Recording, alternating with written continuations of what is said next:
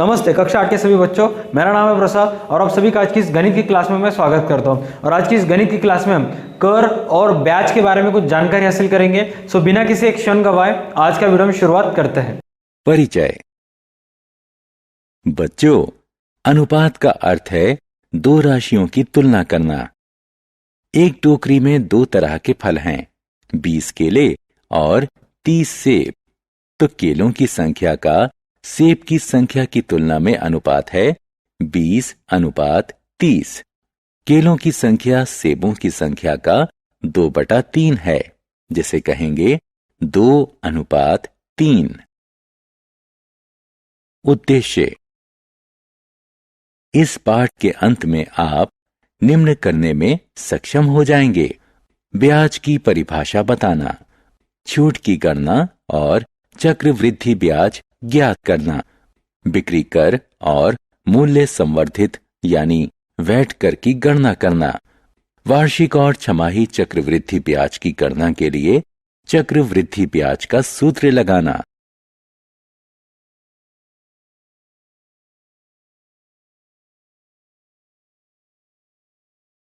उदाहरण: एक स्कूल में 8वीं कक्षा के छात्रों के लिए घूमने जाने का कार्यक्रम बनाया गया।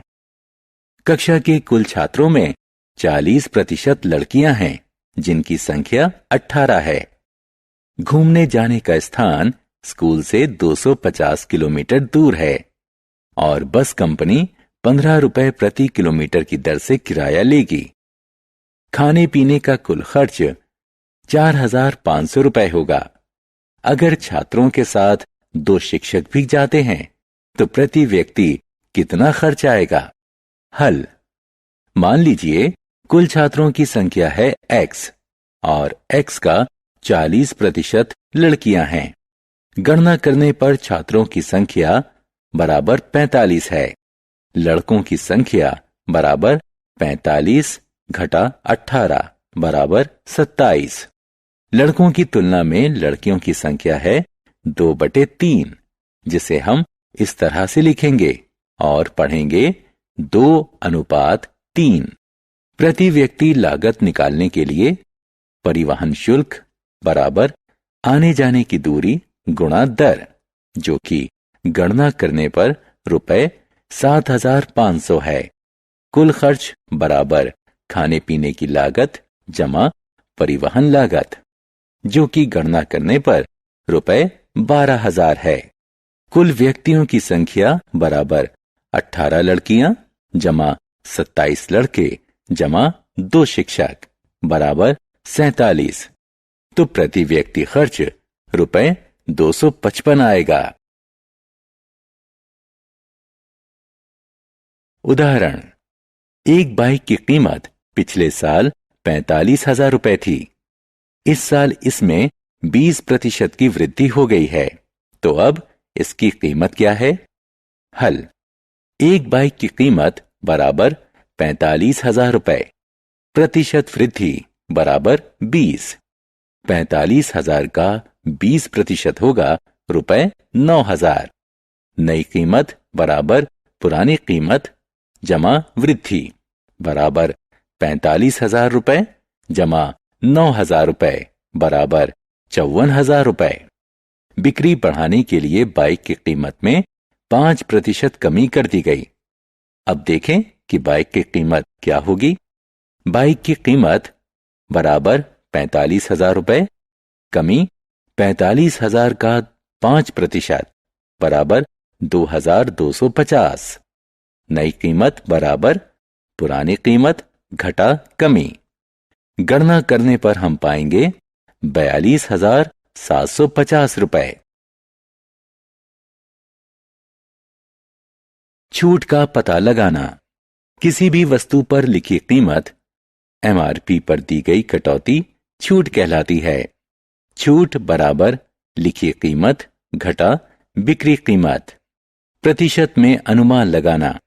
किसी दुकान पर आपका बिल है 498 रुपए 20 पैसे और दुकानदार आपको 10% की छूट देता है, तो आप कैसे अनुमान लगाएंगे कि आपको कितना भुगतान करना है? बिल को 498.20 रुपए के निकटतम दशांक यानी 500 पर ले आएं। अब इसका 10% निकालें, यानी रुपए 10 बटे 100 गुणा 500 बराबर 50। इसका अर्थ हुआ कि आपकी बिल राशि 50 रुपए कम यानी 450 रुपए के करीब होगी। क्रय और विक्रय से संबंधित कीमतें, लाभ और हानि। मैं पेन पर 3 रुपए और कागज पर 2 रुपए खर्च करूं तो खर्च होगा 5 रुपए। ये मुझे 3 रुपए का लाभ देगा, जो है 30%।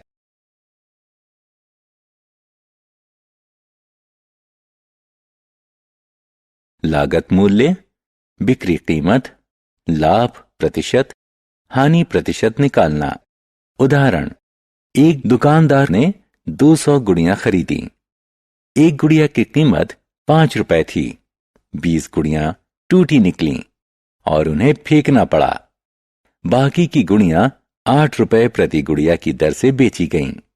लाभ या हानि का क्या प्रतिशत रहा? हल, 200 गुड़ियों की लागत बराबर 200 गुणा 5 बराबर 1000 रुपए। 20 गुड़ियां टूटी निकलीं, बाकी बची गुड़ियां बराबर 200 घटा 20 बराबर 180। इन्हें बेचा 8 रुपए प्रति गुड़िया की दर से। 180 गुड़ियों की बिक्री कीमत बराबर 180 गुणा 8 बराबर 1440 रुपए। दुकानदार का लाभ हुआ, बिक्री कीमत क्रय कीमत से ज्यादा है। लाभ बराबर 1440 घटा 1000 बराबर 440 रुपए। 1000 रुपए पर 440 रुपए का लाभ हुआ, तो 100 रुपए पर कितना लाभ मिला? गणना करने पर हमने लाभ 44% पाया। बिक्री कर निकालना। एक दुकान पर एक जोड़ी जूते की कीमत 1450 रुपए थी। उस पर 8% बिक्री कर लिया गया। बिल की कुल राशि कितनी हुई? हल, 100 रुपए पर टैक्स बना 8 रुपए, तो 1450 रुपए पर टैक्स बनेगा 116 रुपए। बिल राशि बराबर वस्तु की कीमत जमा बिक्री कर बराबर 1450 जमा 116 बराबर 1566 रुपए। मूल्य संवर्धित कर यानी वैट निकालना। रीना ने 9800 रुपए की वॉशिंग मशीन खरीदी, जिसमें 10% टैक्स भी शामिल है। मूल्य संवर्धित कर लगने से पहले मशीन की कीमत कितनी थी? मूल्य संवर्धित कर के साथ वॉशिंग मशीन की कीमत बराबर 9800 रुपए। 9800 का 10% बराबर 980 रुपए। मूल्य संवर्धित कर लगाने से पहले कीमत बराबर 9800 घटा 980 बराबर 8820 रुपए। साधारण ब्याज। बैंक या डाकखाने में जमा राशि पर जो अतिरिक्त राशि दी जाती है, उसे ब्याज कहते हैं। जब लोग इनसे राशि उधार लेते हैं तो वो इन्हें ब्याज देते हैं। ब्याज राशि, समय अवधि और ब्याज दर पर निर्भर है। उदाहरण, 2 साल के लिए 2000 रुपए की राशि 6% वार्षिक ब्याज की दर पर ली गई। इस राशि पर साधारण ब्याज कितना होगा और 2 साल बाद कितनी राशि देय होगी? हल, 2000 रुपए पर लिया गया ब्याज बराबर है 120 रुपए के। 2 साल का ब्याज बराबर 120 गुणा 2 बराबर 240 रुपए।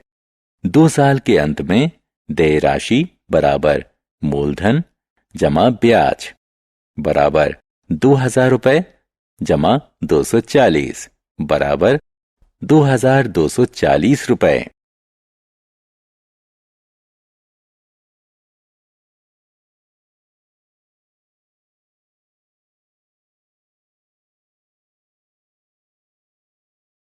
चक्रवृद्धि ब्याज। चक्रवृद्धि ब्याज तब लगना शुरू होता है जब मूलधन में ब्याज भी जोड़ दिया जाता है। उसके बाद से जोड़े गए ब्याज पर भी ब्याज लिया जाता है। मूलधन में ब्याज की राशि जोड़ने को चक्रवृद्धि कहते हैं। चक्रवृद्धि ब्याज निकालना। हरि ने 2 वर्ष के लिए 24,000 रुपए 5% वार्षिक चक्रवृद्धि ब्याज की दर से उधार लिए। कदम 1 वर्ष का साधारण ब्याज निकालें। प्रथम अवधि के लिए मूलधन मान लीजिए P1 बराबर 24,000 रुपए। पहले वर्ष के लिए 5% ब्याज होगा 1,200 रुपए। कदम 2, अब वो राशि निकालें जो ली या दी जानी है। ये अगले साल की मूल राशि हो जाएगी। पहले साल की समाप्ति पर राशि होगी 25,200 रुपए, जो कि बराबर है P2 के। कदम 3, अब फिर से इस राशि पर एक और साल के लिए ब्याज निकालें। यह होगा 1,260 रुपए। कदम 4, दूसरे साल के अंत में राशि बराबर P2 जमा SI2 बराबर 25,200 जमा 1,260 रुपए बराबर 26,460 रुपए। दिया गया कुल ब्याज 1,200 रुपए जमा 1,260 रुपए बराबर 2,460 रुपए। हम साधारण ब्याज की इस तरह भी गणना कर सकते हैं। 2 वर्ष के लिए साधारण ब्याज होगा 2,400 रुपए। अतः चक्रवृद्धि ब्याज देने पर हरि को 60 रुपए अधिक देने होंगे।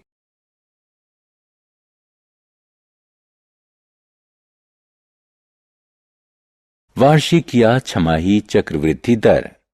जिस समय अवधि के बाद ब्याज को नया मूलधन बनाने के लिए जोड़ा जाता है उसे परिवर्तन अवधि कहते हैं। जब ब्याज को छमाही आधार पर संयोजित किया जाता है तो साल में हर छमाही के बाद 2 परिवर्तन अवधि होती हैं। ऐसी स्थिति में छमाही की दर वार्षिक दर से आधी होगी। क्योंकि ब्याज का संयोजन तिमाही के आधार पर होता है, इसलिए एक साल में 4 परिवर्तन अवधि होंगी और तिमाही दर वार्षिक दर का 1/4 होगी। उदाहरण, छमाही में संयोजित 10% की वार्षिक दर से 1.5 साल के लिए 15,000 रुपए की ऋण राशि पर कितनी राशि का भुगतान करना होगा? हल, 2 साल में 3 छमाही पड़ेंगी, इसलिए संयोजन 3 बार होगा। ब्याज की दर बराबर 10% का आधा बराबर 5% छमाही।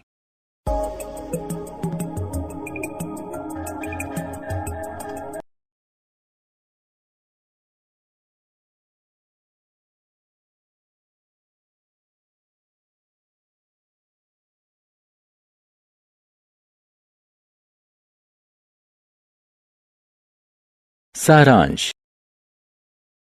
आइए हमने जो कुछ सीखा है उसे संक्षेप में दोहराएं। छूट लिखित कीमत पर दी जाने वाली कटौती होती है। छूट बराबर लिखित कीमत घटा बिक्री कीमत। छूट प्रतिशत दी जाने पर छूट की गणना की जा सकती है। छूट बराबर लिखित कीमत पर छूट प्रतिशत। कोई वस्तु खरीदे जाने के बाद लागत में जोड़ा जाने वाला अतिरिक्त खर्च ऊपरी व्यय कहलाता है। लागत कीमत बराबर खरीद कीमत जमा ऊपरी व्यय। कोई भी वस्तु बेचे जाने पर सरकार बिक्री कर वसूलती है, जिसे बिल राशि में जोड़ा जाता है। बिक्री कर बराबर बिल राशि का कर प्रतिशत। विगत वर्ष की राशि ए बराबर पी जमा आई पर लिया गया ब्याज चक्रवृद्धि ब्याज कहलाता है।